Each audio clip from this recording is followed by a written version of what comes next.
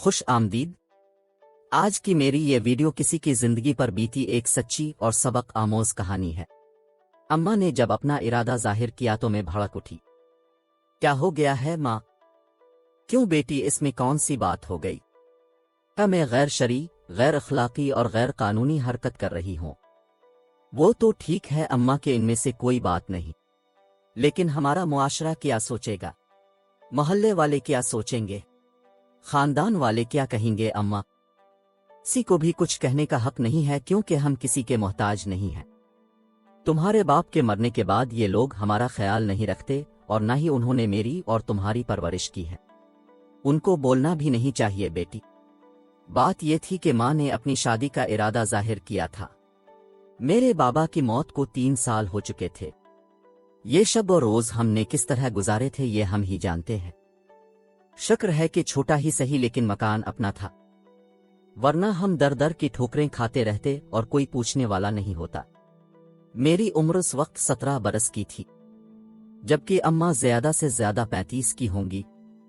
ان کی شادی بہت کم عمری میں ہو گئی تھی، اور سب سے بڑی بات یہ تھی کہ ماں بہت خوبصورت اور شاداب قسم کی عورت تھی۔ ہم دونوں جب ساتھ نکلتے تو دیکھنے والے ہمیں بہنیں سمجھا کرتے۔ اللہ نے میری ماں کو بے حد خوبصورت بنایا تھا۔ میں نے ایسی سدا بہار قسم کی عورتیں کم ہی دیکھی ہوں گی۔ وہ پڑھی لکھی بھی تھی، اسی لیے انہیں ایک فرم میں جاب بھی مل گئی تھی، جبکہ میں نے اپنی تعلیم کا سلسلہ شروع کر دیا تھا۔ انہی کے فرم میں ایک شخص تھا، اسد۔ اس نے ماں کو شادی کی آفر کر دی تھی، اور ماں بھی اس شادی کے لیے سیریس ہو گئی تھی۔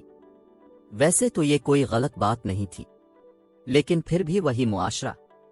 میں نے ایک بار پھر ماں کو سمجھایا، دیکھو اماں، بات یہ ہے کہ جب تم شادی کرو گی تو سب یہی کہیں گے کہ جوان لڑکی گھر میں بیٹھی ہوئی ہے اور ماں کو شادی کی سوچ گئی ہے۔ بیٹا، میں یہ شادی اپنے شوق کے لیے نہیں بلکہ تمہاری بہتری کے لیے کر رہی ہوں۔ پہلی بات تو یہ کہ گھر میں مرد کا ہونا بہت ضروری ہوتا ہے۔ 1000 طرح کی بلائیں کٹ جاتی ہیں، لوگ اس گھر کی طرف میلی نگاہ سے نہیں دیکھتے۔ میرا مطلب ہے کہ مرد گھر کا محافظ ہوتا ہے۔ اور دوسری بات یہ ہے کہ تمہاری شادی کے اخراجات کہاں سے پورے ہوں گے؟ اس کے لیے اسد نے کہا ہے کہ یہ ذمہ داری خود اس کی ہوگی۔ فرم میں اس کی اچھی سیلری ہے، اس کے علاوہ اس نے کچھ پیسے بھی جمع کر رکھے ہیں۔ سب ملا کر تمہیں عزت کے ساتھ رخصت کر سکیں گے۔ اور جہاں تک خاندان والوں کا تعلق ہے تو ان کی بات ہی فضول ہے بیٹا۔ میں سمجھ گئی کہ ماں نے مستحکم ارادہ کر لیا ہے، اور میرے سمجھانے پر بھی کچھ نہیں ہوگا۔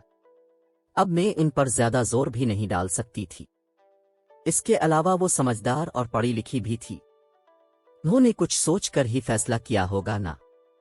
لیکن میں نے اتنا ضرور کہا، ماں ٹھیک ہے میں اب کچھ نہیں کہوں گی، لیکن کم از کم اتنا تو کرو کہ اس مکان کو کرائے پر دے دو، ہم کہیں اور شفٹ ہو جاتے ہیں۔ ہاں یہ ہو سکتا ہے، ماں نے میری تائید کی۔ کچھ اور تو نہیں کہنا ہے تمہیں؟ صرف ایک بات اور اماں، میں اس شخص سے ضرور ملنا چاہوں گی جو تمہاری زندگی میں شامل ہونے جا رہا ہے، صرف میری نہیں تمہاری زندگی میں بھی۔ ماں نے کہا، تم اس کا اسی طرح احترام کرو گی جس طرح اپنے بابا کا کرتی تھی، کیونکہ وہ بہت اچھا آدمی ہے۔ اسے معلوم ہے کہ تم میری جوان بیٹی ہو، اس کے باوجود وہ مجھ سے شادی کر کے ہمیں سہارا دینے کو تیار ہے۔ پھر ایک دن اسد ہمارے گھر آ گیا۔ ماں نے اسے چائے پر مدعو کیا تھا۔ اسے دیکھ کر میں تو دنگ ہی رہ گئی تھی۔ وہ ایک جوان آدمی تھا اور خاصا معقول صورت، یعنی وہ ایسا آدمی تھا جس کے لیے کوئی بھی کنواری لڑکی کا رشتہ آ سکتا تھا، لیکن وہ ماں سے شادی کرنا چاہ رہا تھا، جو ایک بیوہ تھی اور جس کی بیٹی 17-18 برس کی ہو چکی تھی۔ یہ بات بہت حیرت کی تھی۔ میرے اندازے کے مطابق وہ ماں سے کم از کم 10-12 سال چھوٹا ہوگا۔ اماں اس کے آگے پیچھے بچھی جا رہی تھی۔ ویسے بھی وہ ایک معقول اور مہذب انسان دکھائی دے رہا تھا۔ اس نے بڑے سلیقے اور تہذیب کے دائرے میں رہتے ہوئے مجھ سے باتیں کی تھی، میری تعلیم وغیرہ کے بارے میں مجھ سے پوچھ رہا تھا۔ میرا دل چاہا کہ اس سے پوچھوں کہ آخر وہ میری ماں سے کیوں شادی کر رہا ہے۔ سچ تو یہ ہے کہ یہ سب مجھے بہت برا لگا تھا۔ اس کے جانے کے بعد اماں نے جب اس کے بارے میں میری رائے دریافت کی تو میں نے کہا، نہیں اماں، یہ شادی نہیں ہونی چاہیے۔ نہیں ہونی چاہیے، پر وہ کیوں بیٹا؟ کیونکہ اس شادی کے بعد افواہوں اور شک کے 1000 پہلو نکل آئیں گے اماں۔ ہاں، اگر کوئی عمر رسیدہ آدمی ہوتا تو پھر کوئی مذاقہ نہیں تھا۔ لوگ 1000 طرح کی باتیں بنائیں گے، تمہارا مذاق اڑایا جائے گا، اور سب سے خطرناک بات یہ ہے کہ میں بدنام ہو جاؤں گی اماں۔ کیوں بیٹا، اس میں تمہاری کیا بدنامی ہوگی؟ اماں تم اتنی بھولی ہو کہ ایسی باتیں سمجھ نہ سکو۔ لوگ یہ کہیں گے کہ اس آدمی نے بیٹی پر ڈورے ڈالنے کے لیے ماں سے شادی کر لی ہے۔ ماں یہ سن کر خاموش ہو گئی تھی۔ شاید انہیں یہ احساس ہو گیا تھا کہ میں ٹھیک ہی کہہ رہی ہوں، لیکن کچھ دنوں کے بعد انہوں نے پھر وہی بات کی۔ یعنی وہ اس شادی کے لیے بے تاب تھی، اور ان کی خواہش تھی کہ وہ ہر حال میں شادی کر لیں۔ اور جب ان کی ضد بہت بڑھ گئی تو پھر میں نے بھی اس شرط پر اجازت دے دی کہ ہم یہ مکان بدل لیں گے۔ ہم نے وہ مکان بدل لیا، اپنا مکان کرائے پر دے دیا تھا، کیونکہ ہمیں اسد کے مکان میں شفٹ ہو جانا تھا، جو اکیلا آدمی تھا۔ میں اس شادی سے خوش نہیں تھی، 1000 طرح کے اندیشے لاحق ہو گئے تھے، لیکن ماں نے جیسے مجھے مجبور ہی کر دیا تھا۔ شادی بہت سادگی سے ہوئی، ظاہر ہے ہماری طرف سے سوائے میرے اور کوئی بھی نہیں تھا، جبکہ اسد کی طرف سے اس کے کچھ دوست جمع ہو گئے تھے۔ اس وقت میں کچھ عجیب سا محسوس کر رہی تھی۔ اس رات بابا کو یاد کر کے بہت دیر تک روتی رہی تھی۔ یہ آدمی اسد کسی طرح بھی بابا کا مقابلہ نہیں کر سکتا تھا۔ وہ مجھ سے بہت پیار کرتے تھے، اور اس شخص کے پیار میں یقیناً کوئی کھوٹ تھا، ورنہ کون لڑکا اپنے سے اتنی بڑی عورت سے شادی کرتا ہے، چاہے وہ جیسی بھی ہو۔ دوسری صبح میں اپنے کمرے سے باہر ہی نہیں نکلی، عجیب طرح کی شرمندگی ہو رہی تھی۔ خود اماں ہی ناشتے کے لیے بلانے آئی تھی۔ نہیں اماں، میں ناشتہ نہیں کروں گی، ذرا بھی خواہش نہیں ہے۔ بے وقوف نہ بنو، کب تک بھوکی رہو گی بیٹا، اور اسد بھی تمہیں بلا رہے ہیں۔ اچھا اماں، پھر اب میرا ناشتہ یہی لے آئیں۔ بری بات ہے بیٹے، اسد کیا کہیں گے؟ آ جاؤ، شاباش۔ اور میں ماں کے مجبور کرنے پر ان کے ساتھ ناشتے کی میز پر آ گئی۔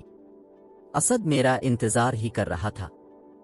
اس نے بڑی بھرپور نگاہوں سے میری طرف دیکھا، پھر بہت نرم لہجے میں پوچھا، تمہاری طبیعت تو ٹھیک ہے نا نیلوفر؟ جی ہاں ٹھیک ہے۔ کیا تم مجھ سے ناراض ہو؟ اس وقت تو میں بھڑک اٹھی۔ کیسی بات کر رہے ہیں آپ؟ ناراض ہونے یا نہ ہونے کا دار و مدار تو تعلق پر ہوتا ہے۔ جب میرا اب سے کوئی تعلق ہی نہیں ہے تو پھر میں کیوں ناراض ہونے لگی؟ اس کے چہرے کا رنگ بدل گیا تھا۔ ماں نے مجھے ٹوک دیا، نیلوفر یہ تم کیا کہہ رہی ہو؟ تمہیں ایسا نہیں کہنا چاہیے۔ نہیں، اب کچھ نہ کہیں، اسد نے ماں سے کہا۔ نیلوفر کی کشمکش کو میں سمجھ رہا ہوں۔ اس نے جو کچھ بھی کہا ہے یہ ایک فطری رد عمل ہے، اس لیے اسے منع نہ کریں۔ لیکن نیلوفر، کچھ دنوں کے بعد خود احساس ہو جائے گا کہ میں کس نیچر کا انسان ہوں۔ میں اب وہاں نہیں بیٹھ سکتی تھی، اس لیے اٹھ کر اپنے کمرے میں آ گئی۔ میری آنکھیں پھر بھر آئی تھی۔ میں نے کبھی سوچا بھی نہیں تھا کہ ہماری زندگی میں ایسے لمحے بھی آئیں گے۔ گھر کی فضا کشیدہ سی ہو گئی تھی۔ میں اپنے آپ کو بہلانے اور مصروف رکھنے کے لیے ایک اسکول میں ملازمت کر چکی تھی۔ اسکول سے واپس آ کر میں اپنے کمرے میں بند ہو کر رہ جاتی۔ میری کوشش یہی ہوتی تھی کہ میں اسد کے سامنے نہ آیا کروں۔ حالانکہ ابھی تک ایسی ویسی کوئی بات نہیں ہوئی تھی جس سے اس کی نیت کا اندازہ ہو سکتا تھا، لیکن نہ جانے کیوں وہ جب میرے سامنے آتا مجھے اپنے جسم پر اس کی نگاہیں منڈلاتی ہوئی محسوس ہوا کرتی۔ ماں نے مجھے میرے حال پر چھوڑ دیا تھا۔ دونوں بہت خوش تھے، ایک ساتھ دفتر جانا، ایک ساتھ دفتر سے واپس آنا، پھر شام کے وقت کہیں تفریح کے لیے چلے جانا۔ ماں کو تو جیسے نئی جوانی مل گئی تھی۔ شب اور روز اسی طرح گزرتے رہے کہ ایک دن ایک عجیب بات ہو گئی۔ میں یہ نہیں کہہ سکتی کہ یہ سب کچھ ماں نے جان بوجھ کر کیا، وہ اتفاقاً گھر سے باہر تھی، ورنہ اب تک ماں نے مجھے اسد کے ساتھ گھر میں اکیلا نہیں رہنے دیا تھا۔ لیکن اس شام وہ گھر میں نہیں تھی اور میں اپنے کمرے میں تھی جب دروازے پر ہونے والی دستک نے مجھے چونکا دیا۔ دروازہ کھولا تو اسد کھڑا تھا، شاید وہ کہیں باہر سے آیا تھا۔ تمہاری ماں کہاں ہے؟ پتہ نہیں، میں نہیں جانتی، میں اپنے کمرے میں تھی۔ کیا تم میرے لیے چائے بنا دو گی؟ آج میرے سر میں بہت درد ہو رہا ہے۔ اگر تمہاری ماں ہوتی تو شاید میں تمہیں کبھی زحمت نہیں دیتا۔ اوکے۔ میں سامنے سے سائیڈ پر ہوگی تھی۔ دل چاہا کہ میں دوبارہ دروازہ بند کر کے بیٹھ جاؤں۔ زیادہ سے زیادہ کیا ہو سکتا تھا؟ پھر سوچا کہ یہ میری بزدلی ہوگی۔ آخر ایک گھر میں رہنا ہے تو اس طرح کب تک خود کو لیے دیے رکھوں گی؟ اس لیے میں نے اس کے لیے چائے بنائی اور لاؤنج میں لے کر پہنچ گئی۔ اس نے مسکرا کر میرا شکریہ ادا کیا۔ میں چائے رکھ کے جانے لگی تو اس نے آواز دے کر مجھے روک لیا۔ نیلوفر ذرا میری بات تو سنو۔ جی فرمائیں۔ میں اس سے کچھ پرے کھڑی ہو گئی تھی۔ تم مجھ سے ناراض کیوں رہتی ہو؟ نہیں تو یہ میری عادت ہے، میں ذرا تنہائی پسند ہوں۔ 2 منٹ کے لیے بیٹھ جاؤ، تم سے ایک ضروری بات کرنی ہے۔ اس نے سامنے والے صوفے کی طرف اشارہ کرتے ہوئے کہا۔ میں اس کے سامنے بیٹھ گئی۔ وہ کچھ دیر تک میری طرف دیکھتا رہا، پھر دھیرے سے بولا، دیکھو نیلوفر، یہ درست ہے کہ جو کچھ ہوا ہے وہ ذرا مختلف ہے، لیکن اس کا یہ مطلب نہیں کہ مجھے شک کی نگاہوں سے دیکھا کرو۔ میں چاہے جیسا ہوں بدنیت اور بد فطرت نہیں ہو سکتا۔ میرے اور تمہارے درمیان نام کا صحیح ایک رشتہ تو ہے۔ یہ رشتہ ایک دوسرے پر اعتماد کا ہوتا ہے۔ جیسے ایک گھر میں ایک ساتھ رہنا ہے تو پھر ایسی ناراضگی کس لیے؟ دیکھیں اسد صاحب، میں یہ 10 دفعہ کہہ چکی ہوں کہ ناراضگی وہاں ہوتی ہے جہاں کسی سے کوئی تعلق، کوئی رشتہ ہو، اور جب میرا اب سے کوئی تعلق ہی نہیں تو پھر کیسی ناراضگی؟ آپ کا رشتہ میری ماں سے ہے تو مجھ سے تو نہیں ہے نا، لیکن ماں کے حوالے سے تو کوئی رشتہ ہو سکتا ہے نا؟ نہیں، میں نے سختی کے ساتھ انکار میں اپنی گردن ہلا دی۔ تمہاری مرضی، تمہیں دوستی نہیں کرنی ہے تو نہ کرو، لیکن کم از کم گھر کے معاملات میں تو دلچسپی لو، کیونکہ یہ گھر تو ہم سب کا ہے نا۔ اس دن کے بعد میں نے اپنے رویے میں تھوڑی سی نرمی کر لی۔ میں کبھی کبھی اس کے سامنے بھی آ جایا کرتی، لیکن اس سے بات کرنے کے سلسلے میں بہت محتاط رہتی۔ پھر ایک دن ماں نے مجھ سے کہا، نیلوفر، اسد نے تمہارے لیے ایک رشتہ تلاش کیا ہے، تو اب وہ اس انداز سے اٹیک کرنا چاہتا ہے۔ کیا ہوا ہے تم کو؟ اس کے بارے میں کیوں اتنی بدگمان ہو؟ وہ بہت بھلے آدمی ہے۔ ماں چھوڑی یہ سب، اگر مجھے رشتہ تلاش کرنا ہوا تو میں خود کر لوں گی۔ آپ کے اسد صاحب کو ایسی زحمت کرنے کی ضرورت نہیں ہے۔ ماں نے پھر اس موضوع پر کوئی بات نہیں کی۔ میں اسد جیسے لوگوں کی نیت سے واقف تھی، اس لیے مجھے ہر قدم بہت پھونک پھونک کر رکھنا تھا۔ اسد نے یقیناً اپنے کسی دوست سے میرے بارے میں بات کی ہوگی۔ شادی نہ ہوتی تو میں اس کے چنگل میں پھنس جاتی۔ یہ لازمی طور پر کوئی پلاننگ ہوگی کہ شادی کے بعد مجھے مجبور کر دیا جائے۔ میں اس قسم کی کئی کہانیاں پڑھ چکی تھی، اس لیے میں نے اسد اور اس کے لائے ہوئے رشتے سے اپنا دامن بچا لیا تھا۔ لیکن سوال یہ تھا کہ میں آخر اس قسم کے حالات میں کب تک رہ سکتی تھی؟ شادی تو کرنی تھی، اور وہ بھی بہت جلد۔ میں جتنی جلد اس مکان سے رخصت ہو جاتی میرے لیے بہتر تھا۔ دیر ہونے کی صورت میں خرابیاں پیدا ہو سکتی تھی، لیکن شادی ہو تو کس سے ہو؟ یہ ایک عجیب صورتحال تھی کہ اب تک میری کسی سے دوستی نہیں ہو سکی تھی۔ ایسا کوئی نہیں تھا جس سے میں محبت کے دعوے کر سکتی۔ کسی نے مجھ سے محبت کی کوئی بات بھی نہیں کی تھی۔ ایسا زندگی میں کبھی کچھ ہوا ہی نہیں تھا۔ بس ایک سیدھی سادی سی زندگی گزارتی چلی آ رہی تھی۔ کوئی تھا میرا؟ کوئی بھی تو نہیں۔ لیکن پھر ایک دن کوئی مجھے مل ہی گیا۔ وہ اسکول میں اپنے چھوٹے بھائی کے داخلے کے لیے آیا تھا۔ دونوں بھائی بہت خوبصورت تھے۔ چھوٹے بھائی کا نام نوید تھا، جبکہ اس کو لانے والا بڑا بھائی عبید، ایک خوبصورت مہذب اور پڑھا لکھا نوجوان، جس کا لہجہ اور جس کے انداز یہ بتا رہے تھے کہ وہ ایک مہذب انسان ہے۔ اس نے مجھے دیکھا تو صحیح، لیکن ان نگاہوں کی کیفیت ستائشی تھی۔ ان میں کسی قسم کی ہوسا عامیانہ پن نہیں تھا۔ اس کے بھائی کا ایڈمیشن ہو گیا تھا۔ وہ کسی اور اسکول سے ٹرانسفر ہو کر آیا تھا، اور وہ جس اسکول سے یہاں آیا تھا وہ بھی شہر کا ایک بہت بڑا اور اچھا اسکول تھا۔ یہ میری عبید سے پہلی ملاقات تھی۔ میں گھر آ کر بھی اس کے بارے میں سوچتی رہی۔ کچھ لوگ ایسے بھی ہوتے ہیں جن سے مل کر زندگی سے عشق ہو جائے۔ عبید بھی بلا شبہ ایسا ہی تھا۔ اس کے بعد بہت دنوں تک اس سے ملاقات نہیں ہوئی، لیکن ایک دن ایک ایسی بات ہوئی جس نے مجھے حیران ہی کر دیا۔ اس وقت میں کاپیاں سٹاف روم میں چیک کر رہی تھی۔ नवीद इस वक्त बड़े अदब के साथ मेरे सामने ही खड़ा था। फिर इसने अचानक मुझसे पूछा, मिस अब जानती हैं कि मैं इस स्कूल को छोड़कर आपके स्कूल में क्यों आया हूं? नहीं तो मुझे क्या मालूम। आपके लिए मिस? मेरे लिए क्यों? उबैद भाई मुझे जबरदस्ती आपके स्कूल में लेकर आए हैं। वो कह रहे थे कि आप उन्हें अच्छी लगती हैं। उन्होंने शायद आपको कहीं देखा था, इसलिए उन्होंने आपके स्कूल में मेरा दाखिला करवा दिया। वो जो कुछ बता रहा था वो मेरे लिए बहुत हैरत अंगेज था। ये एक अजीब बात थी। मेरा दिल इतनी तेजी से धड़क उठा था कि कोई हद ही नहीं। नवीद गलत बयानी नहीं कर सकता था। वो तो बहुत अच्छा बच्चा था। तो शायद उबैद ने मुझसे राव रस्म पैदा करने के लिए ये तरीका सोचा था। लेकिन कितना हैरत अंगेज और अनोखा तरीका था। अच्छा अच्छा, अपने काम पर ध्यान दो और हर एक को ये बात बताते मत रहना। Yes miss. मिस में किसी से क्यों कहने लगा?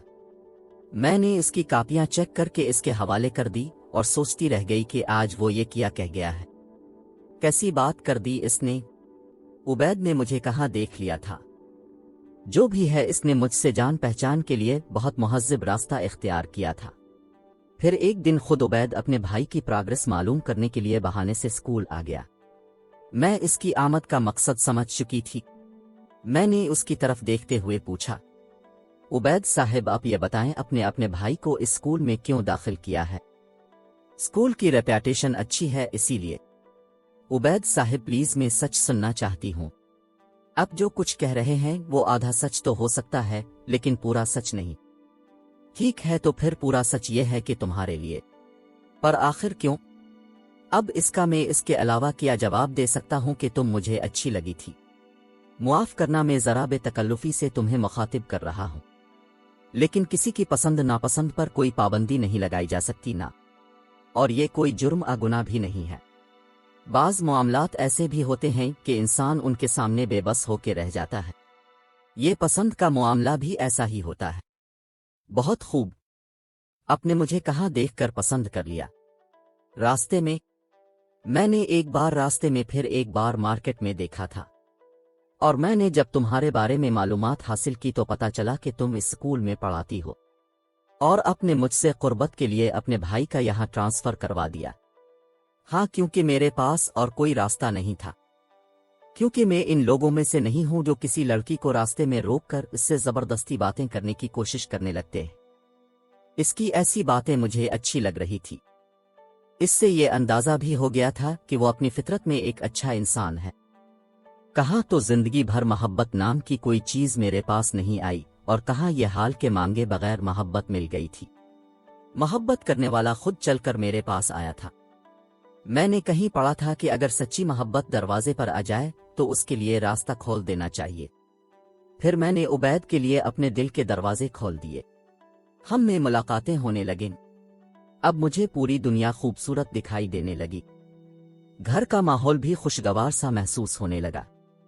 असद और माँ ने मेरे इनकार के बाद फिर मुझसे रिश्ते की बात नहीं की, और ये अच्छा ही था, वरना खामखा घर की फिजा में बदमज़गी पैदा होती। मैं और उबैद पूरी तरह एक दूसरे के हो गए।